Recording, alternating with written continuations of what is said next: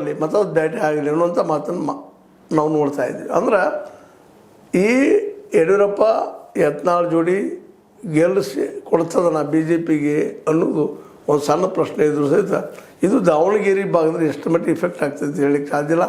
ಯಾಕಂದ್ರೆ ನಮ್ಮ ಯತ್ನಾಳರ ಭಾಷೆ ಹೆಂಗಪ್ಪ ಅಂದ್ರೆ ಪ್ರಚೋದನಕಾರಿ ಮತ್ತು ಮನಸ್ಸಿಗೆ ಒಂದಿಷ್ಟು ನೋವಾಗುವಂಥ ಮಾತುಗಳನ್ನು ಮಾತಾಡ್ತಾ ಇರ್ತಾರೆ.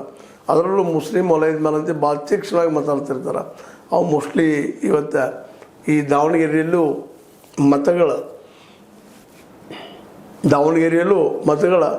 ಹಂಚಿ ಹೋಗೋದಂಗೆ ತಳೆದ್ರೆ ಸಾಕಾಗ್ಯದ. ಅಂದರೆ ಒಟ್ಟಾರೆಯಾಗಿ ನಿಮ್ಮೊಂದೀಗ ಈ ಹೇಳುತ್ತಿರುವಂಥ ಒಂದೇ ವಿಷಯ ಏನಪ್ಪ ಅಂತಂದ್ರೆ ಬಿ ಜೆ ಪಿ ಮತ್ತು ಕಾಂಗ್ರೆಸ್ ಜೋರ್ದಾರ್ ಆಯ್ತು ನಾವು ಗೆಲ್ಲುವ ಎಲ್ಲ ಏನೇನು ಸಾಧ್ಯದ ಆಪ್ಷನ್ಗಳೆಲ್ಲ ಮಾಡ್ತಾಯಿದ್ದಾರೆ. ಆದರೆ ಈ ಒಂದು ವಿಷಯದಲ್ಲಿ ಜೆ ಡಿ ಎಸ್ ಮೌನ ಹಿಂದೆ ಸರಿದ ಅಂತಂದಾಗ ಸಹಜವಾಗಿ ಜೆ ಡಿ ಎಸ್ದ ಇದು ಗಢ ಅಲ್ಲ.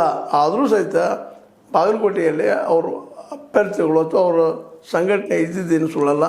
ಆ ದಿಶೆಯಲ್ಲಿ ಅವರು ಪ್ರಯತ್ನ ಮಾಡಿ ಈ ಒಂದು ಪಕ್ಷಕ್ಕೆ ಅಂದರೆ ಗೆಳೆಯ ಪಕ್ಷ ಯಾರು ಬಿ ಜೆ ಪಿಗೆ ಹೆಲ್ಪ್ ಮಾಡುವಂಥ ಪ್ರಯತ್ನ ಮಾಡಬೇಕಾಗಿತ್ತು, ಇನ್ನೂ ಮಾಡಿಲ್ಲ ಅನ್ನುವಂಥ ಮಾತುಗಳು ಬರ್ತಾಯಿದ್ದಾವೆ. ಆದರೂ ಕೆಲವರು ಇಲ್ಲ ನಾವು ಮಾಡ್ತಾಯಿದ್ದೀವಿ, ಬಂದು ಪ್ರಸಾರ ಮಾಡ್ತಾಯಿದ್ದೀವಿ ಅಂತೇಳಿ.